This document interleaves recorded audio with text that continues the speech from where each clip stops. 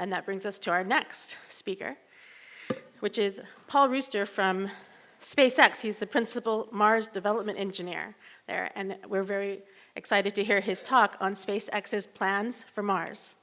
Please welcome him. Thank you.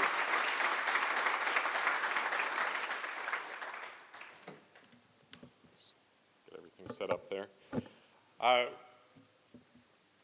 Thank you very much for having me here. I've been actually kind of started my interest in Mars, back when I was about, I guess, 19 years ago. So the Mars Society is about, 20 years old now. I missed the first couple of conventions, but fairly quickly got involved in that. I met, Robert Zubrin, and really was inspired overall by this vision for expanding humanity outwards into the solar system, having people living and working on Mars.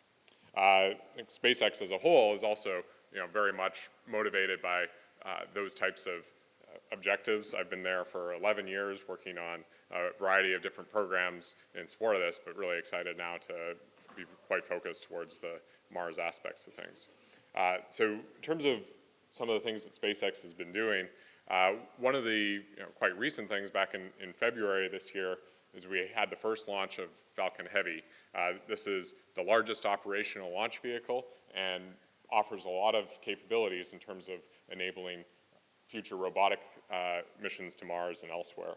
So it's kind of a nice little overview here. Small affair to the girl with the mousy hair, but her mommy is yelling no, and her daddy has told her to go, but her friend is nowhere to be seen. Now she walks through her sunken dream to the seat with the clearest view, and she's hooked to the silver screen. But the film is a sad thing for she's lived it 10 times or more. She could spit in the eyes of fools if they ask her to focus on sailors fighting in the dance hall. Oh man, look at those cavemen go. It's the freakiest show. Take a look at the low man beating up the wrong guy. Oh man, wonder if you'll ever know who's in the best-selling show. Is there life on Mars?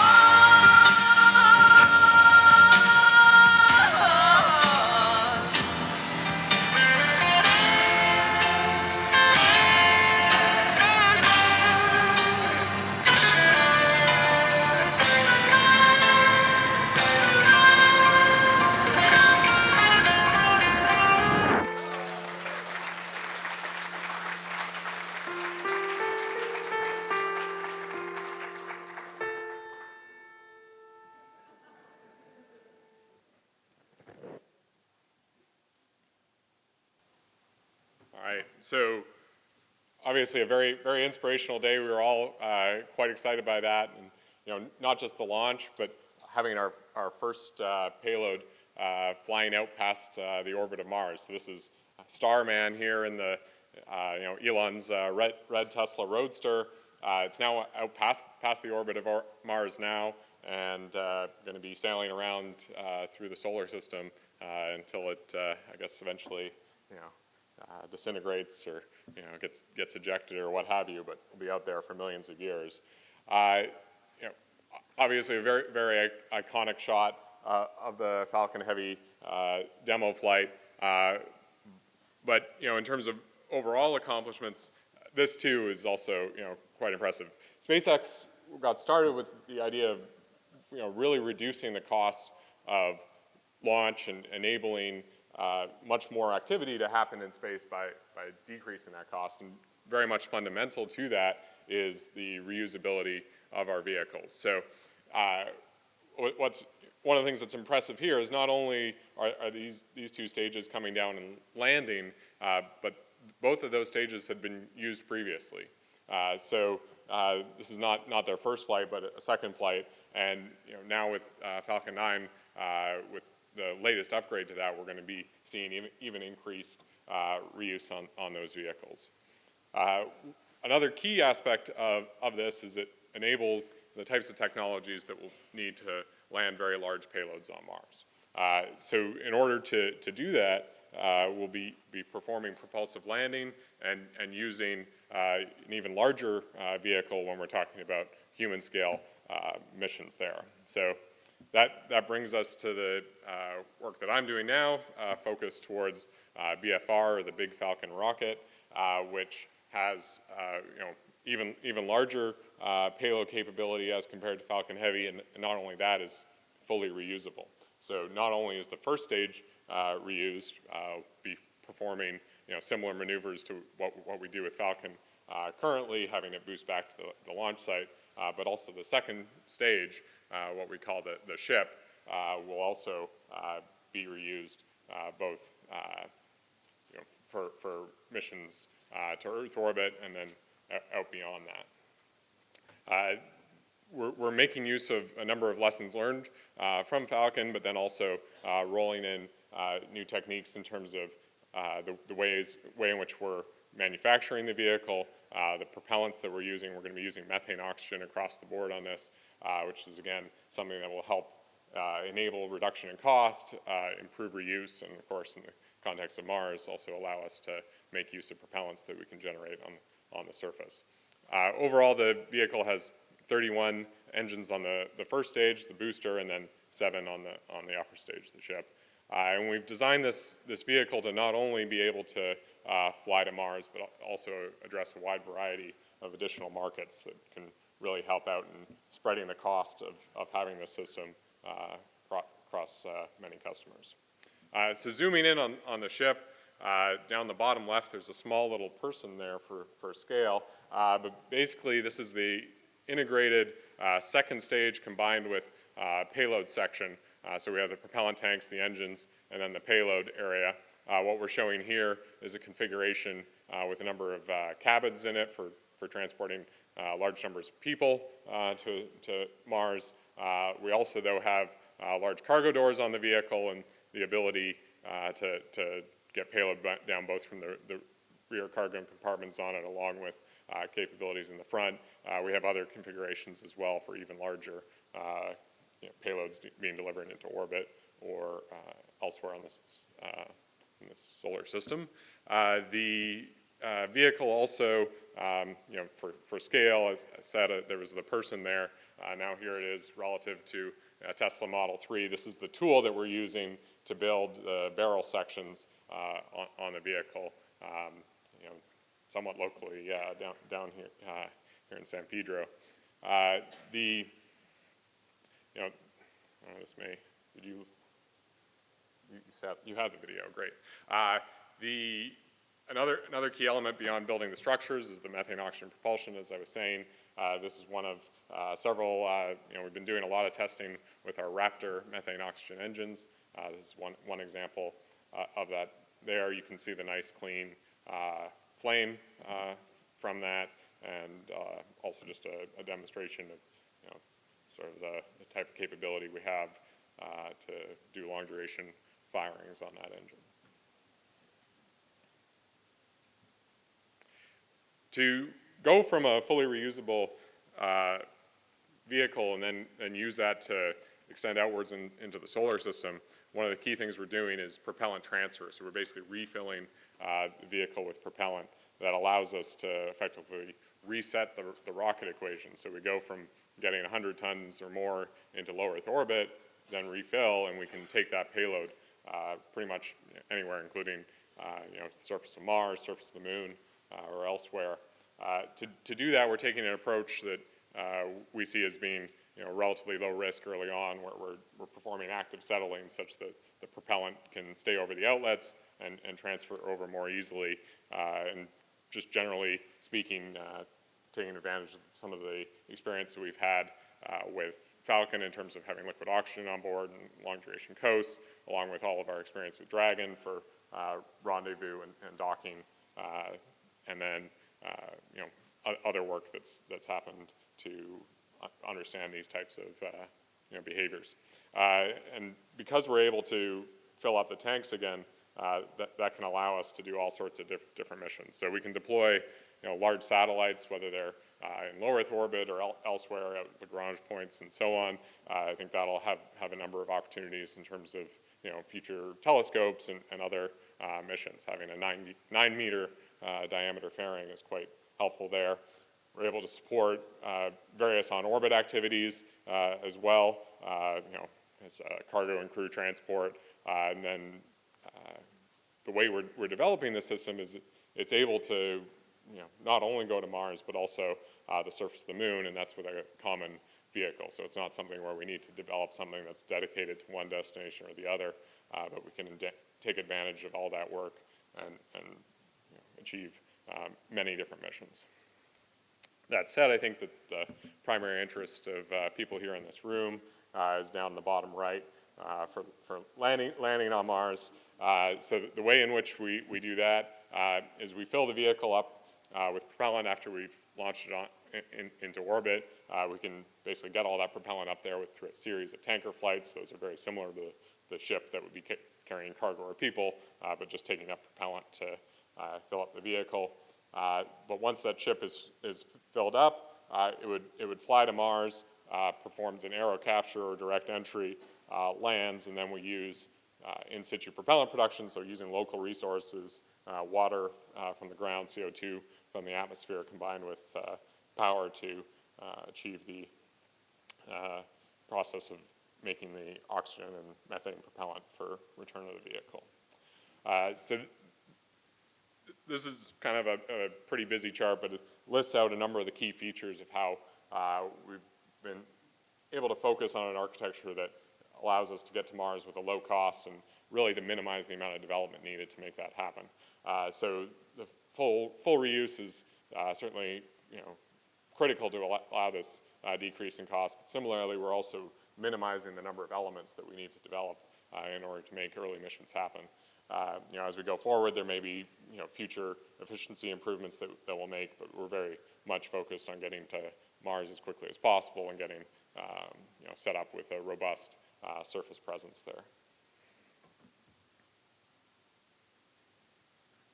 So that's how we get to Mars. That said, while we SpaceX are very much focused on the transportation, everything that's going to happen on the surface is quite important too. Okay, so in terms of what will be needed on Mars, this is an area where SpaceX is quite interested in the capabilities here, but also something where I think a lot of people beyond just SpaceX can really contribute to these types of capabilities. One of the critical things you'll have to decide before you go is where do you want to live? I think you want to have a place that you can land in safely, so that really gets to a number of the hazards and whatnot that you have to address there. But that's how once you're there, you want to have useful things. So the types of resources that you'll have available to you early on. Water, most likely in the form of ice, is a pretty critical one. But then other resources as you move forward, and then just other things that will affect you there in terms of temperature and dust and other mobility considerations, along with probably just having interesting things to do as well. So we've certainly heard a number of things going on with rovers, and it'll be quite exciting as people get there as well. So some of the things that we're looking at in terms of different regions on Mars, we're very much for these missions looking for things that will have significant quantities of water ice. We've looked at a number of different locations in support of that.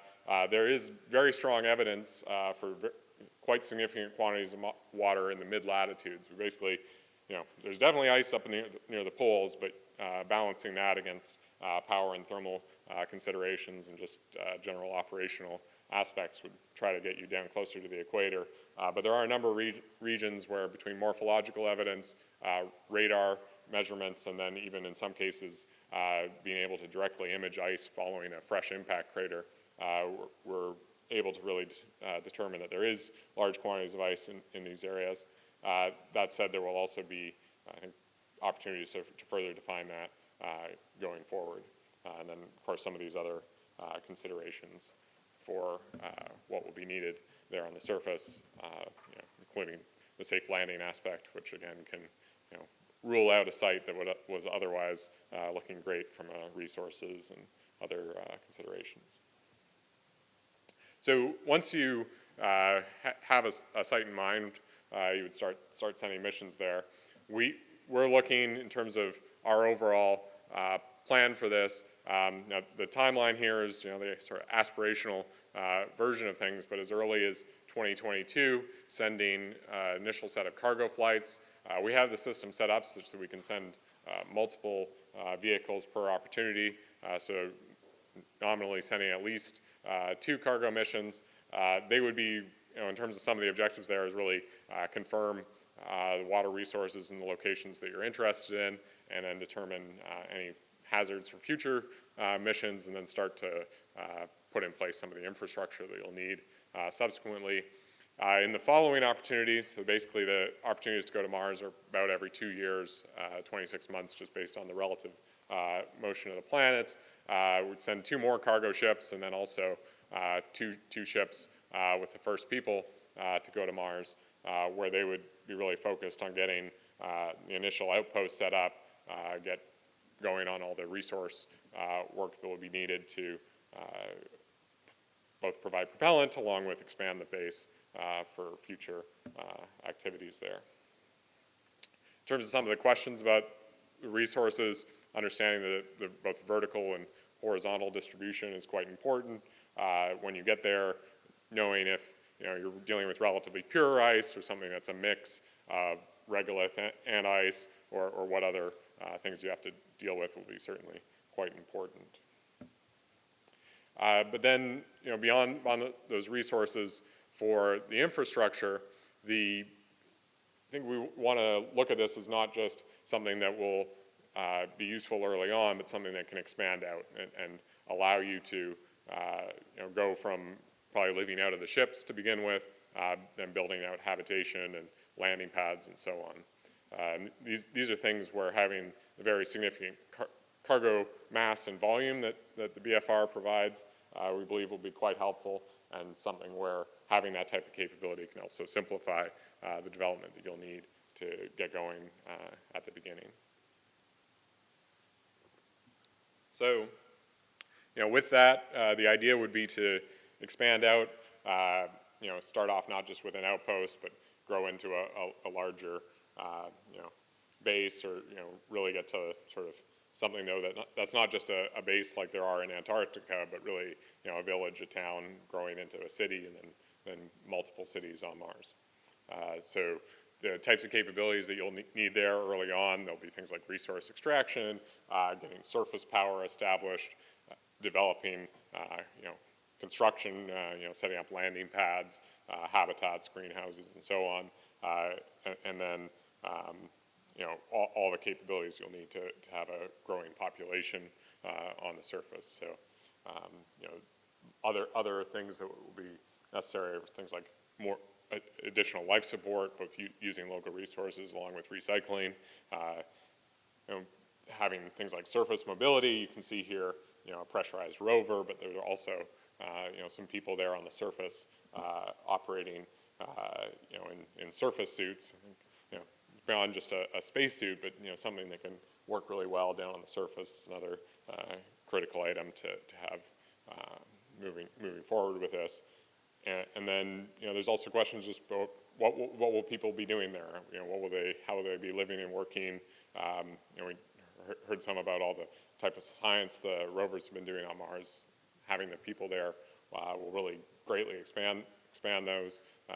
Learn more about the history of Mars, geology, climate, and so on, and then really dive in, quite deeply, in some cases literally, in terms of going subsurface for looking at questions like, did life ever arise on Mars? Is there life there currently, and so on. So these types of things are really opportunities for, pretty much anyone in the broader Mars-related community to engage in. SpaceX is really focused on getting the transportation architecture set up and achieving that as quickly as we can, but it's really to enable all these types of activities there as well. So I'd certainly encourage people who are able to contribute there to do so. So with that, I'm happy to take any questions.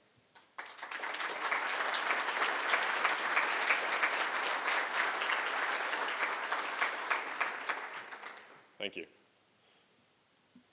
If they're going to have the mic come around, or you want to just speak loudly, and then I'll. That's loud.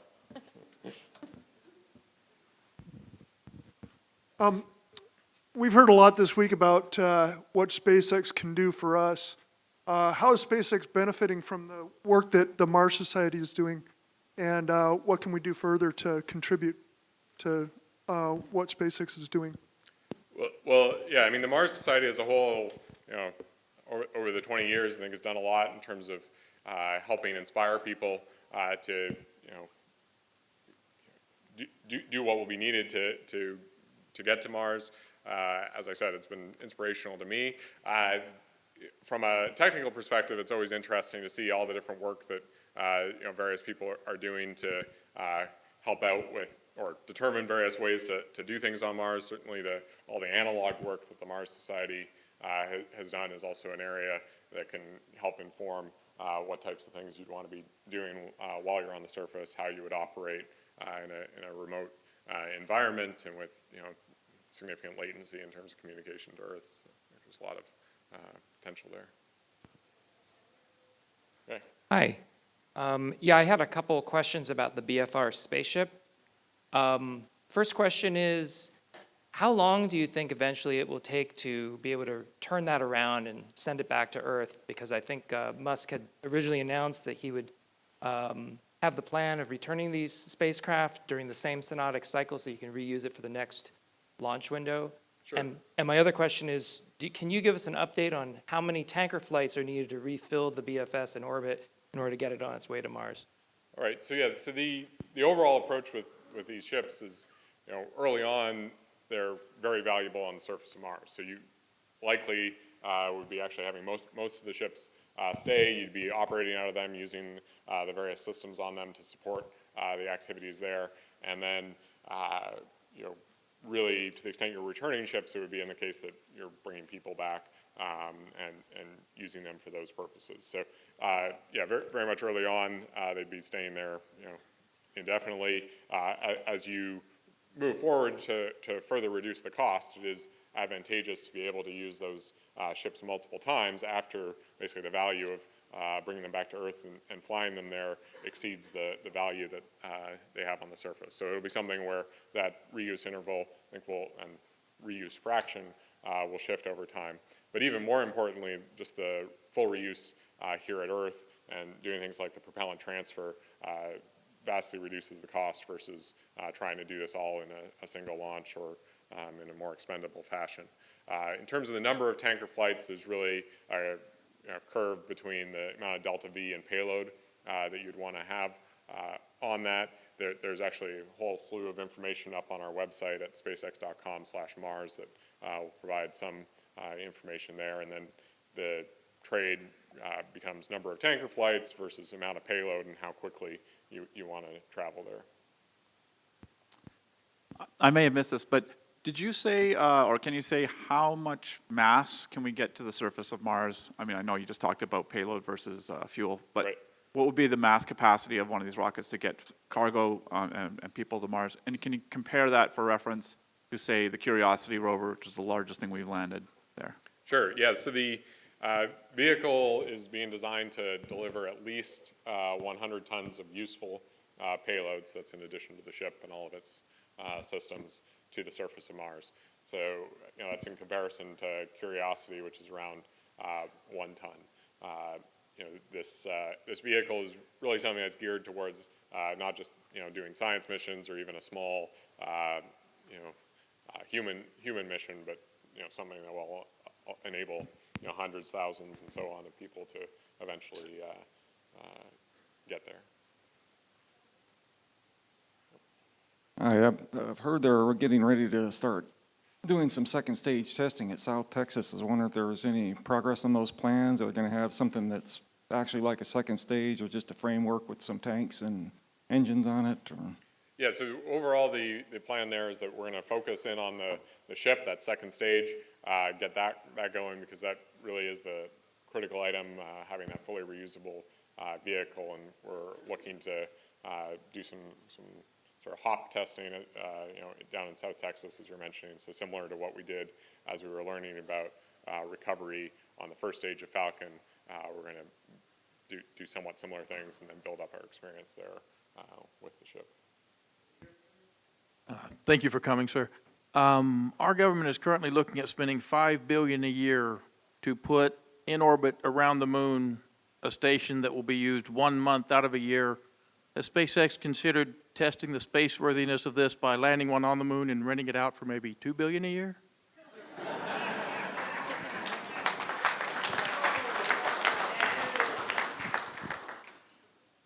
Yeah, I mean, I think there are many capabilities this vehicle will offer, whether it's supporting on-orbit activities or activities on the surface of the moon. Overall, I think having a base on the surface would be quite valuable. It can be similar to what's done in Antarctica, having a permanent research capability there, and then also enabling opportunities for people to fly to and from the moon would certainly be interesting. And the way we're developing this system, it's something where we don't need to choose either the moon or Mars. We can do both. Okay, I think we're out of time, but thank you.